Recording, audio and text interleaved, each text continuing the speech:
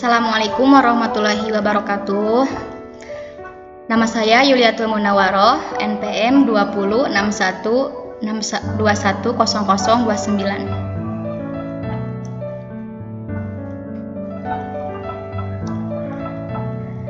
Saya akan menjelaskan tentang nilai-nilai Pancasila dalam praktik penyelenggaraan pemerintahan negara di buku PPKN kelas 10 bab 1. Sub yang pertama, ada sistem pembagian kekuasaan Republik Indonesia. Apa sih itu kekuasaan? Nah, kekuasaan adalah kemampuan seseorang untuk memengaruhi orang lain supaya melakukan tindakan yang dikehendaki atau diperhatikannya. Contohnya, guru memberikan tugas kepada siswa.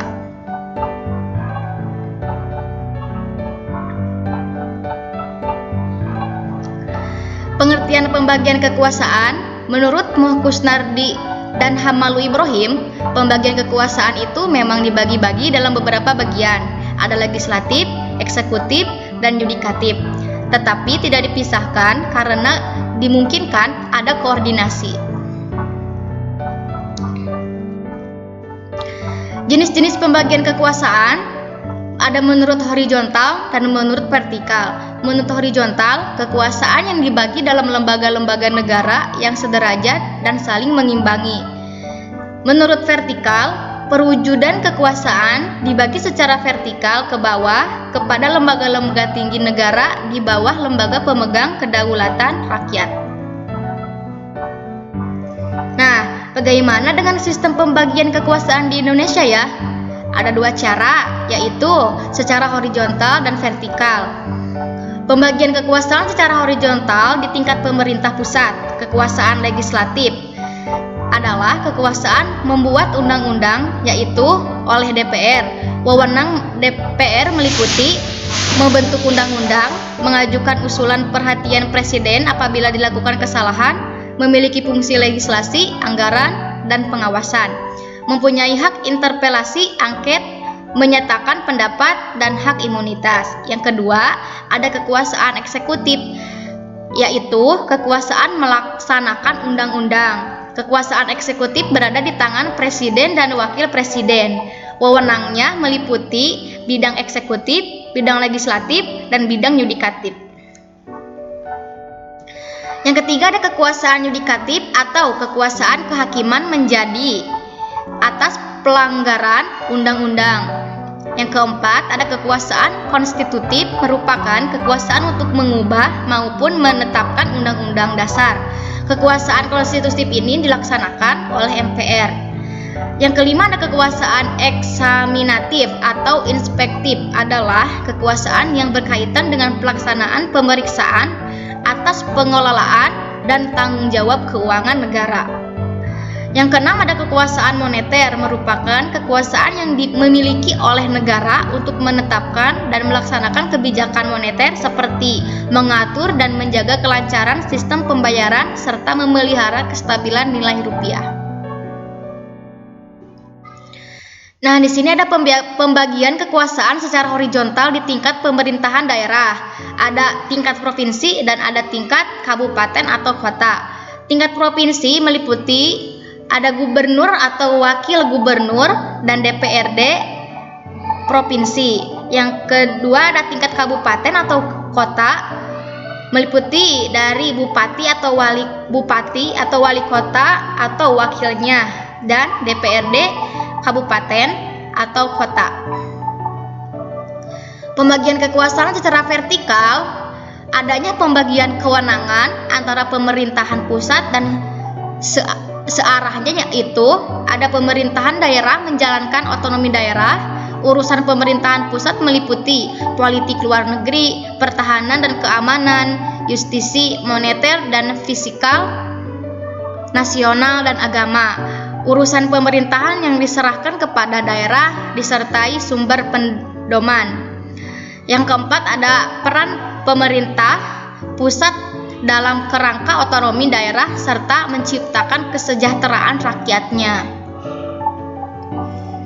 Sub 2, lembaga eksekutif sebagai penyelenggara negara Republik Indonesia. Pengertian penyelenggaraan negara ada dalam arti sempit, yaitu penyelenggaraan negara tidak mencakup lembaga-lembaga negara yang tercantum dalam Undang-Undang Negara Republik Indonesia tahun 1945. Dalam arti luasnya, penyelenggaraan negara mengacu pada tataran suprastruktur politik maupun pada tataran infrastruktur politik. Lembaga eksekutif sebagai penyelenggara negara di Indonesia meliputi ada menteri, penjabat negara pada lembaga tertinggi negara, penjabat negara pada lembaga negara tinggi negara, gubernur, hakim, pejabat lain yang memiliki fungsi strategi dalam kaitannya dengan penyelenggaraan negara, penjabat negara lain sesuai dengan ketentuan peraturan, ketentuan perundang-undangan yang berlaku. Nah, di sini ada asas-asas umum penyelenggaraan negara terbagi menjadi 7 bagian. Yang pertama, ada asas kepastian hukum, asas tertib penyelenggaraan negara, asas kepentingan umum, asas keterbukaan, asas proporsionalitas, asas profesionalitas, dan asas akuntabilitas. Sub 3, sistem penyelenggaraan Pemerintahan Republik Indonesia. Pengertian sistem penyelenggaraan pemerintah. Sistem adalah susunan yang menjadi kesatuan yang saling berkaitan untuk mencapai suatu tujuan tertentu. Sistem penyelenggaraan pemerintahan negara merupakan uraian tentang bagaimana mekanisme pemerintahan negara dijalankan oleh Presiden sebagai pemegang kekuasaan pemerintahan negara. Lembaga-lembaga pemerintahan sebagai penyelenggaraan pemerintahan negara. Menurut Undang-Undang Nomor 23 Tahun 2014 bahwa pemerintahan pusat atau pemerintahan adalah Presiden Republik Indonesia yang memegang pemerintahan negara Republik Indonesia. Lembaga-lembaga pemerintahan dibagi dua, yaitu lembaga pemerintahan tingkat pusat dan lembaga pemerintahan tingkat daerah. Lembaga pemerintahan tingkat pusat dibagi menjadi 7 bagian.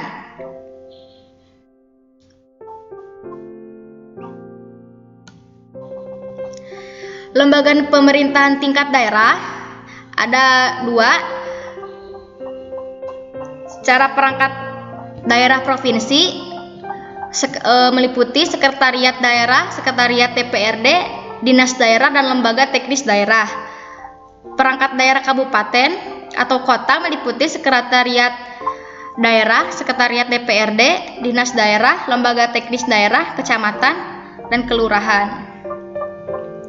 Sub 4, nilai-nilai Pancasila dalam penyelenggaraan pemerintahan. Di sini ada lambang atau simbol dari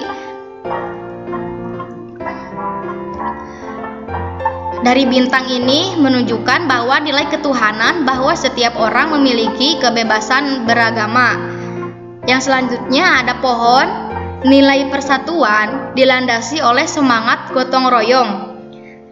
Ada juga rantai, nilai kemanusiaan mengandung makna tentang kesadaran membantu sesama. Terus ada lambang banteng, nilai kerakyatan mencerminkan sikap mengambil keputusan dengan musyawarah untuk mufakat. Yang terakhir ada lambang simbol dari kacang, nilai keadilan sosial bagi seluruh rakyat Indonesia, bahwa rakyat Indonesia menyadari hak dan kewajiban yang sama. Alhamdulillahirabbil alamin. Terima kasih. Assalamualaikum warahmatullahi wabarakatuh.